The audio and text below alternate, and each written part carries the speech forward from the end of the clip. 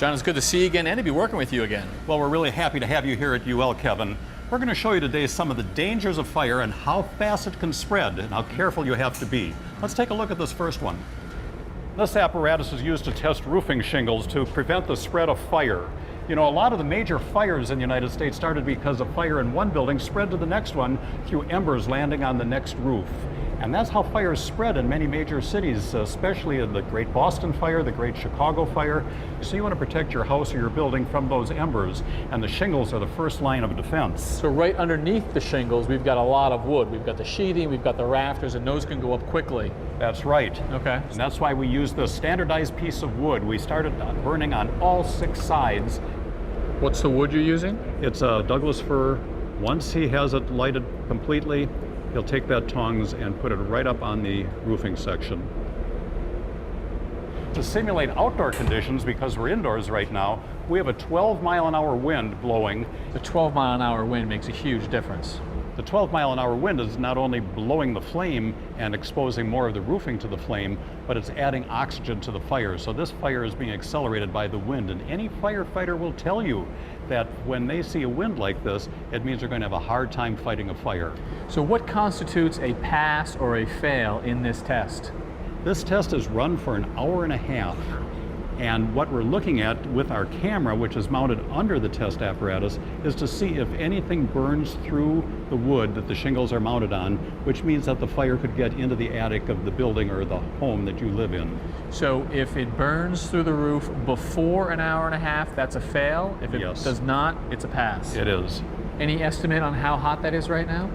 Most flames can get easily up to 1,000 degrees. Even a simple candle flame can be 1,000 degrees. It's very, very hot, isn't it? And look at how many candles this would be. So hopefully your roofing shingles would never have to be exposed to this kind of extreme condition, but the fact is this is a very valid test for helping keeping people safe.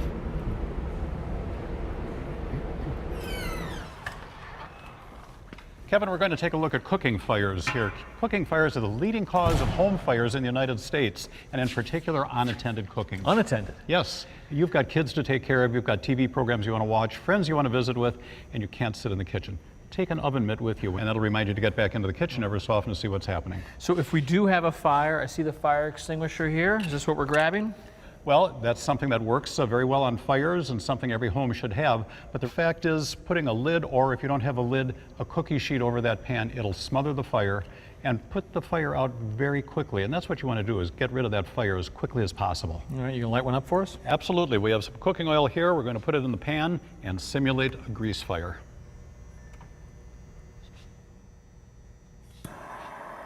So the oil's been heating for 10 or 15 minutes, and it's pretty hot right now, so we're going to simulate a fire. We're going to ignite that oil.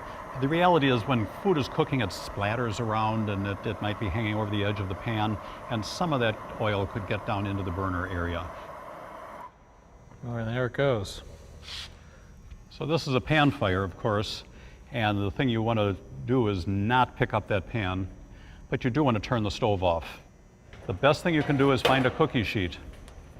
So just cover it and deprive it of oxygen. Exactly, that's the scientific approach to it, but it's very simple. The one thing to remember is don't try to pick up the pan and run outside with it. You're going to splash burning oil around and have more fires. Don't throw water on it because that could spread the fire around your kitchen. Your kitchen has curtains, bread wrappers, paper towels that could all catch on fire. Then you've got a bigger fire and you need to get out and call 911. Good to know.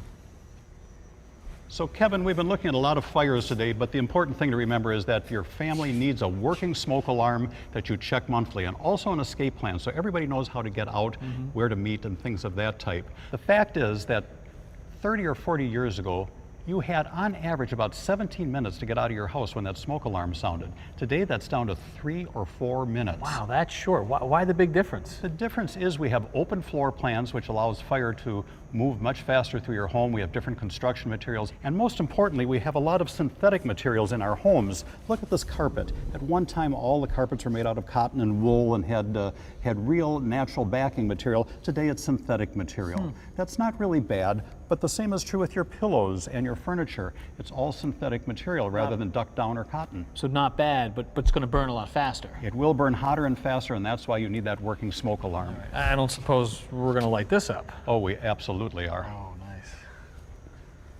So obviously a job for a professional, John, right? Well, we've got our firefighter who's going to start a fire, and sometimes fires start from electrical problems, other times smoking materials. There are many reasons fires start, but the reality is once they get going, they burn hotter and faster than they did 30 or 40 years ago. And everything, including the blanket there, is made up of some synthetic material, and they do burn. This is something that if you see this in your home, you know what you have to do? You have to get out. This is something that is not controlled by you, not by your garden hose. Even if you have a fire extinguisher, it's time to get the family out, and it's time to call the professionals, call 911. And you can see it drip. I mean, literally balls of flame dripping. That is the synthetic, almost like an oily fireball. That's called flaming drip. And at 10 feet away, I mean, this is intense heat that we're feeling right here. It's terrible heat. Fortunately, this room is designed to have fires. The smoke is going up into a regenerative thermal oxidizer, which means it cleans up the smoke. So we've got a well-ventilated room. We're not feeling the effects of the smoke. If this were a house, we'd be choking on this smoke. If this were a house in an enclosed room, you would have trouble breathing. And that's called sustainability. Sustainability is when you cannot maintain life in the fire.